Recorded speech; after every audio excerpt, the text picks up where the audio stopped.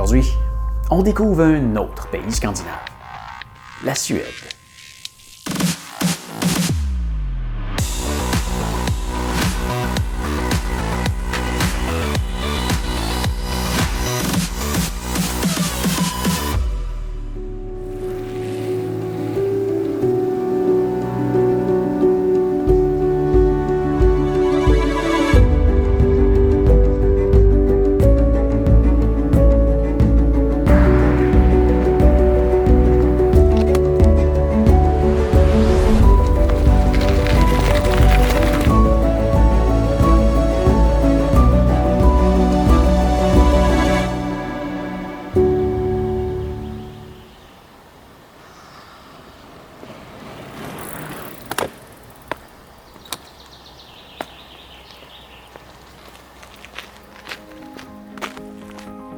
Ah, la Suède.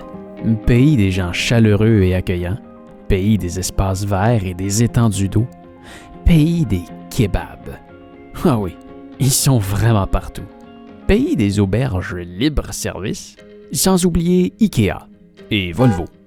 Mais j'ai jamais vu autant de voitures américaines à l'extérieur de l'Amérique.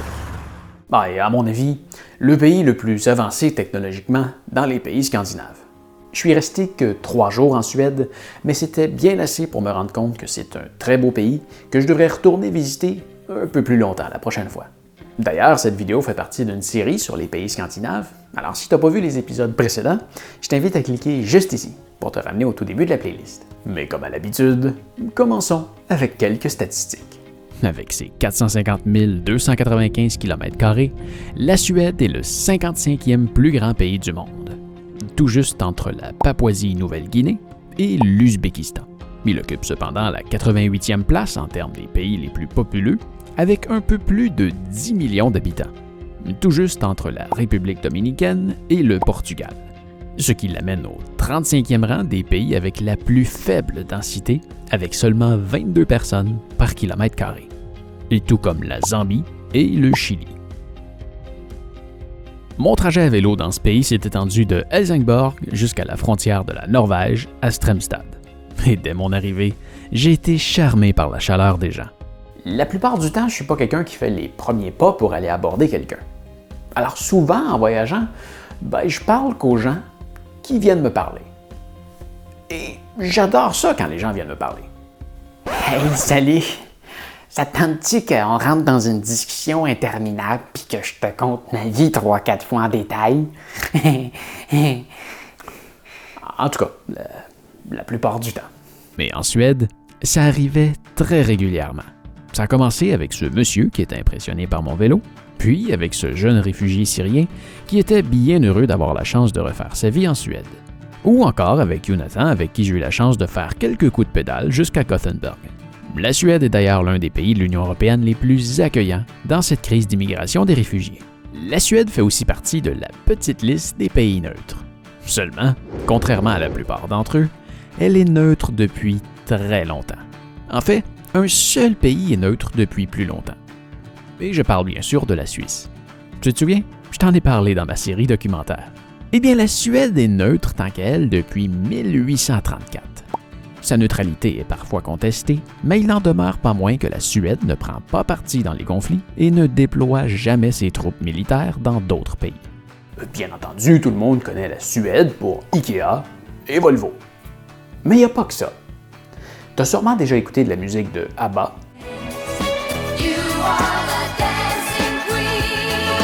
Europe.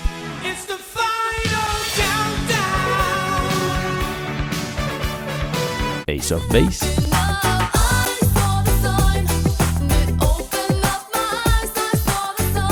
Roxette.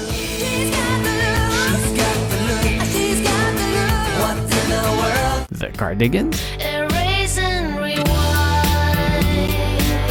Et même Avicii. Eh bien, ce sont tous des artistes suédois. Spotify, un des premiers services de musique en ligne et actuellement un des plus populaires, est aussi un service suédois lancé en 2006 pour contrer le piratage. Ce qui est quand même ironique, parce que The Pirate Bay, un des sites de piratage les plus connus, est aussi un produit suédois. Mais même si, tout comme moi, tu ne comprends absolument rien à l'intérêt de ce jeu, tu as sûrement déjà entendu parler de Minecraft. Le jeu le plus vendu de tous les temps, si l'on exclut les nombreuses versions de Tetris. Eh bien, c'est aussi un produit suédois. Mais qui n'a jamais mangé de boulettes de viande suédoise? Ben oui, suédoise. Ça vient de la Suède. Ah, et tant qu'à parler de bouffe, visiblement, les Suédois adorent les kebabs. Disons que je me déplaçais pas dans les coins les plus populeux de la Suède, mais à chaque fois que je cherchais quelque chose à manger le soir, je finissais toujours par tomber sur une cantine qui offrait des kebabs. Ce soir, kebab. Alors, c'est pas suédois pantoute, mais il n'y a rien d'autre dans le coin. J'ai faim, puis ça a l'air bon. C'est une bonne raison, là.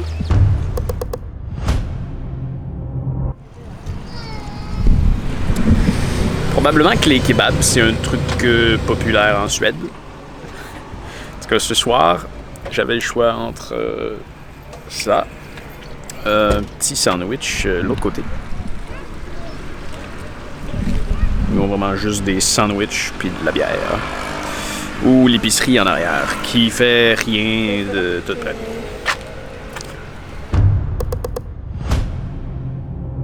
Vous allez peut-être trouver ça drôle, là, mais j'ai l'impression que les kebabs, c'est un des mets les plus populaires de la Suède. Car ce soir, je finis dans un petit village au milieu de nulle part et c'est ce que je vais pouvoir manger. Il n'y a pas d'autre choix. Mais c'est bon, j'aime ça les kebabs, c'est correct. Et puis il y a quand même il y a de la viande, il y a des légumes, il y a... Ah, j'aime ça les kebabs, c'était vraiment pas un problème. Mais disons que ça m'a marqué. J'aurais trouvé ça tout à fait normal si j'avais fait un voyage à vélo, disons, au Moyen-Orient. Mais là, j'étais en Suède. Et tout ce que je trouvais à manger, c'était des cantines avec des kebabs. Mais quand même, dans les milieux les plus populeux, j'ai réussi à me trouver une belle salade de je ne sais quoi et un fish and chip sur le bord de l'eau. Et tant qu'à parler de bord de l'eau, il y en a tout partout en Suède. En fait, tout comme le Canada, près de 9% du territoire est constitué d'eau. Que ce soit des petits lacs par-ci par-là, des vues directes sur la mer ou encore des fjords, les vues sur le bord de la route entre Gothenburg et la Norvège sont magnifiques. Des côtes, des petites routes bien tranquilles, des fermes par-ci par-là, d'immenses champs, des plages et des routes sinueuses. Et en bonus à tout ça, la Suède est le pays où le coût de la vie est le moins élevé de la Scandinavie. Oui, tout est quand même cher, mais relativement moins qu'au Danemark et vraiment moins qu'en Norvège. Ah, il y a une chose que j'ai trouvée bien étrange. Aucune des auberges que j'ai visitées n'avait de personnel dans les heures que j'y étais. Et quand c'est mal organisé, c'est pas super. Une seule d'entre elles était bien organisée. Quand je suis arrivé, mon nom était marqué sur un tableau avec mon numéro de chambre et la porte de ma chambre était ouverte avec la clé dedans. Seulement, le lit n'était pas fait et ce que j'ai appris le lendemain matin, c'était parce que les draps n'étaient pas inclus dans le prix de location. Ouais. Ah oui, et le lit, c'était bien sûr 2 lits simples, collés ensemble. Ici, même principe que les auberges pour ce qui est du check-in. Après 18 heures, il n'y a pas personne. Puis on peut appeler à un numéro pour avoir des informations. Par contre, ici, on quand même vraiment mieux organisé ça qu'ailleurs. En entrant,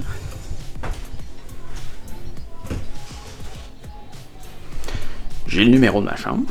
Il me reste juste à la trouver à l'intérieur et enlever mes souliers parce que c'est très bien demandé par terre. Puis en arrivant en haut, la porte est ouverte. Alors, tout aussi simple que ça. Encore là, je comprends pas le principe. J'avais le choix entre un lit simple ou un lit double.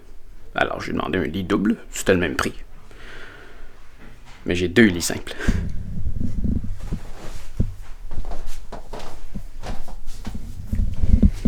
Puis les couvertes qu'ils fournissent, c'est 2 fois des couvertes de lit simple.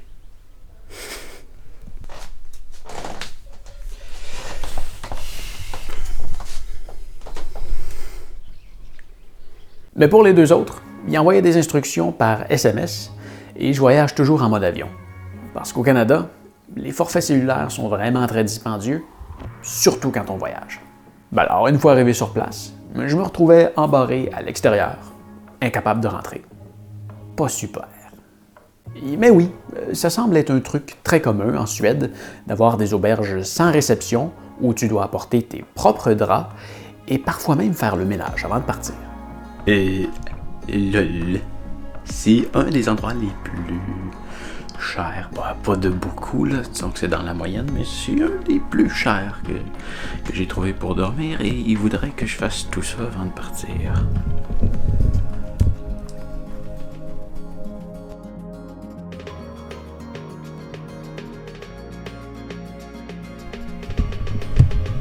Ils peuvent toujours rêver. Un autre truc qui m'a surpris, c'est la quantité de vieilles voitures américaines que j'y ai vues. Il y en avait vraiment beaucoup. Mais on a fini par me dire que c'était un festival annuel où plusieurs milliers de propriétaires se rencontraient pour faire un road trip de quelques milliers de kilomètres à travers la Suède et peut-être d'autres pays aussi. J'aimerais revenir sur un truc. La langue. Parce que tu t'es sûrement déjà gratté la tête en visitant un IKEA et en regardant le nom de chacun des meubles. Comme ce sofa Kronlid, ce meuble bas Malsjo, cette chaise Langefjal, ce lit Sgastua,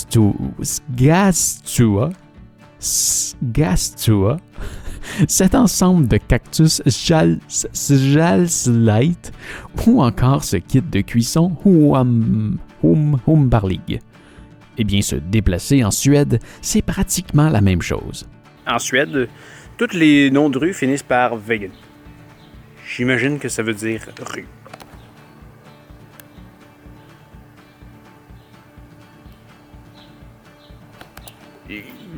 Peut-être pas toutes, là, mais probablement environ 90% des noms de rues finissent par vegan. C'est collé dans le mot. Il n'y a pas d'espace. C'est Hanswagen, Stromswagen, Vattenwagen, Oceanwagen. Et pour les noms de villes, c'est le même principe. On retrouve Tuern, Svelbacka, Trollhättan, Gvenum, Grælstorp, Borås, Sjuermarken, Växjö, Henimzog ou encore Stockholm, qui malgré sa popularité n'en demeure pas moins un drôle de nom quand on le regarde parmi la masse. Mais pour rendre ça encore plus compliqué, les Suédois ont décidé d'ajouter des points et des boules sur certaines lettres. On retrouve par exemple le fameux A avec une boule qui se prononce OA, ou encore le A avec 2 points qui fait un E. Il y a aussi le O avec 2 points qui fait un B. Enfin, dans les lettres que l'on retrouve en français, tout est quand même assez pareil à l'exception du E qui se prononce comme un I, comme en anglais, le G qui se prononce guilleux, attention, le H se dit hoa, ou encore le I qui sonne comme un OU, tout comme le Y. Tout ça pour dire qu'avec des noms comme ça devient assez compliqué de retenir le nom des endroits où est-ce que tu vas. Enfin, ce sera tout pour la Suède aujourd'hui. J'aurais bien aimé développer davantage, mais je suis pas resté assez longtemps au pays pour en découvrir plus. Tout ce que je peux dire, c'est que le peuple est vraiment très chaleureux, que le paysage est vraiment très beau à regarder, et qu'ils ont bien réussi à faire leur aménagement public de sorte à garder toute la beauté de la nature et de la faune.